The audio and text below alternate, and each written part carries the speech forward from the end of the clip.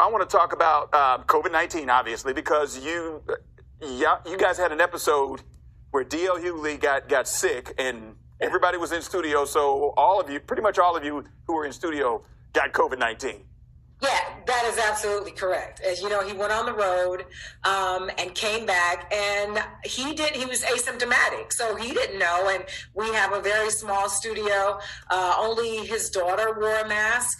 Very smart, by the way. Mm-hmm. And we didn't, because he felt fine. We felt fine. We had been we hadn't been tested, but we had been checking our temperatures and things like that. So we thought everything was okay. He went to Nashville, passed out, and so we all were like, we all have to get tested. And so it turns out, I think maybe 4 of us had it, me being one of them, but I was asymptomatic as well. So had I not been tested, I would have never known that I had it. Right. Were you surprised when you went in there and they did, this test, and they said that you had COVID-19?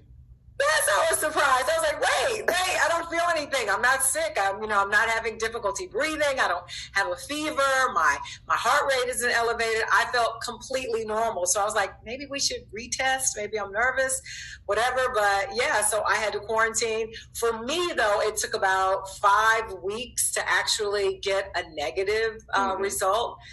Whereas everyone else, they were able to go back right after the 2 weeks. They came back negative. Right. Did you have any, did you lose the sense of smell, taste, any of that stuff?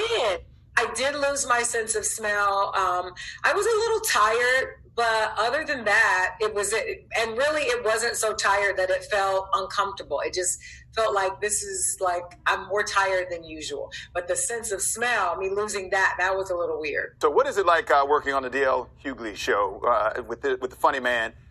Being a co-host on this show, because you're also you're still on TV. Are we still recording, or did that go away during the? We are. Yeah, well, we did take a little break, but we are back. People ask me that all the time, because I guess everybody's curious what it's like to work with him, because he is funny, but he can also be serious. Mm-hmm. I always tell people it's like going to an amusement park, right? And everyone wants to ride the roller coaster. You know it's going to terrify you. You know that you're going to be scared. But for whatever reason, when it's over, you get right back in line to do it again. Okay. It's a lot like that. It's up, it's down. You just never know which way it's going to go. Another interesting part people may not know about you, or maybe they do, is that you were adopted. Yes. You were in Tennessee. You were born in Tennessee. You were adopted. And you went through this journey at one point in your life of trying to find your birth mother.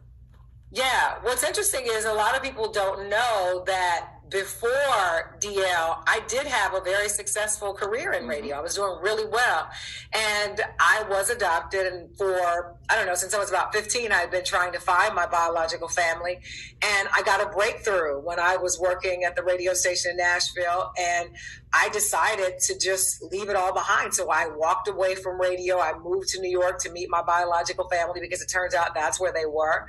And I stayed away from radio for about 5 years. But I found them. It was definitely an interesting journey. Nonetheless, I found out that my family they're Native Americans. They live on a reservation out in Southampton, which I had no idea.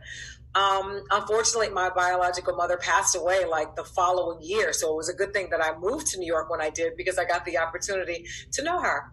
So unfortunately, she's no longer with me, but I'm sure she's looking down on me, and hopefully she's proud. So now I want to wrap it up with some rapid fire here. All right. So you were born. Go down, Wisdom. We're gonna not that kind of rapid fire. We're gonna just smile a little bit as we close this out. Okay. I'm not gonna embarrass you, but the name of the town where you were born. Ottawa. Say that again. Ottawa. Okay, that's in Tennessee, correct? Yes. All right. Where'd you go to college? MTSU, Middle Tennessee State University. Okay, and you were in a sorority?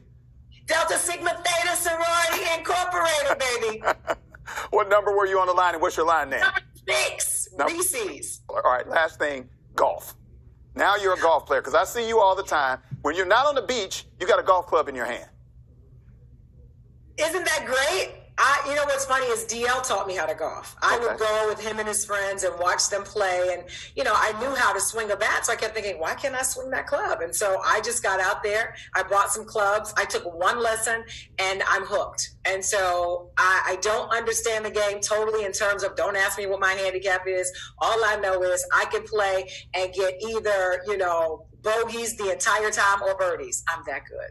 Clearly. Okay. All right. And on that note, I'm going to let you go. Okay.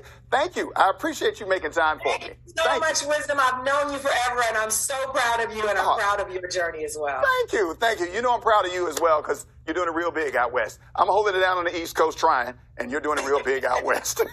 You're doing it, Wisdom. Thank you so much. I appreciate it. All right. All right. Jasmine Sanders, thank you very much.